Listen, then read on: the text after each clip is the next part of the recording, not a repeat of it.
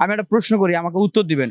ধরেন আমি জাতীয় সঙ্গীত পরিবর্তন করলাম, জাতীয় পতাকা পরিবর্তন করলাম, আমার দেশের দুর্নীতিগ্রস্ত যারা, তারা কি ভালো হয়ে যাবে? দেশ কি দুর্নীতিমুক্ত হয়ে যাবে? এই যে যারা আওয়ামী লীগের দোষর ছিল, স্বৈরাচারের দোষর বিভিন্ন জায়গায় ঘাপটি মেরে আছে, তারা কি মানে পিসাব হয়ে যাবে না? তারা কি দেশ থেকে চলে যাবে? তাদের গ্রেপ্তার করার যে কাজ সেটি কি হয়ে যাবে? হবে না। আমাদের এই রাষ্ট্র ব্যবস্থার যে সংবিধানের সংস্কার প্রয়োজন, এক কেন্দ্রিক ক্ষমতা কাঠামো ভেঙে এইখানে যে একটা ব্যালেন্স নিয়ে আসা দরকার। আমাদের নির্বাচন প্রক্রিয়ার যে আনুপাতিক হারে নির্বাচনের আমরা প্রস্তাব করছি, একটা সংস্কার নিয়ে আসা দরকার। আমাদের দুদককে পরিবর্তন করা দরকার। আমাদের যে চাকরির নিয়োগ পরীক্ষাগুলো, যে কোটা সংস্কারের জন্যই মূলত আসলে এই আন্দোলন, তারপর থেকে সরকার পতন। এখনো তো সেই প্রাইমারি স্কুলের যে নিয়োগ, সেইখানে এখন কোটা ব্যবস্থার যে আগেরটা ছিল সেটাই এখনো রয়েছে।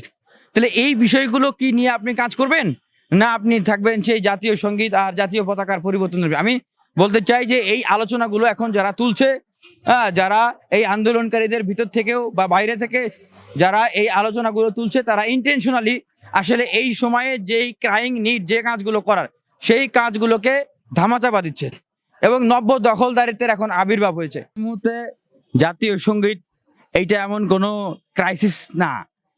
এখন আমাদের বাংলাদেশের যারা শহীদ হয়েছে, যারা আহত হয়েছে, এই 1 মাসে এই অন্তর্বর্তীকালীন সরকার তাদের তালিকাটাই তৈরি করতে পারে নাই এবং আহতদের সুচিকিৎসারই ব্যবস্থা করতে পারে নাই।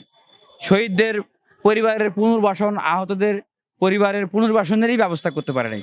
সেইখানে আপনি জাতীয় সঙ্গীতের বিতর্কের বিষয়টা নিয়ে আসা, এইটা আমাদের এই ক্রাইসিসগুলোকে একটা আড়াল করার চেষ্টা। এখন কি হচ্ছে দেশে আপনি একটু দেখেন। এই যে বন্যা এটা একটা রাজনৈতিক বন্যা ছিল, আগ্রাসন, এটা ইন্ডিয়ান আগ্রাসন। এরপরে দেখলেন যে গার্মেন্টসে কি হচ্ছে, সেখানে এই শাহজাহান খান, মুন্নুজানদের যারা দোসর ছিল, আওয়ামী লীগের দোসরদের দিয়ে একটা অস্থিতিশীল পরিবেশ তৈরি করার চেষ্টা করা হচ্ছে। আনসারদেরকে দিয়ে সচিবালয়ে একটা অস্থিতিশীল পরিবেশ তৈরি করার চেষ্টা করা হয়েছিল।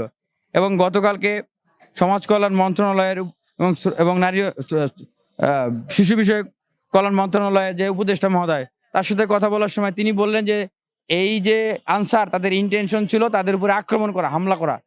তাহলে এই যে একটা পরিস্থিতি দেশে চলছে, আপনি এই পরিস্থিতিগুলোকে ডিল করবেন এবং এদিক দিয়ে আবার এই স্বৈরাচারের দোসররা বিভিন্নভাবে আবার মাথাচাড়া দিয়ে উঠছে বিভিন্ন জায়গায়, এগুলোকে আপনি ডিল করবেন, না এখন জাতীয় সঙ্গীতের বিতর্ক, জাতীয় পতাকার বিতর্ক, এই সমস্ত বিষয় নিয়ে আপনি পড়ে থাকবেন?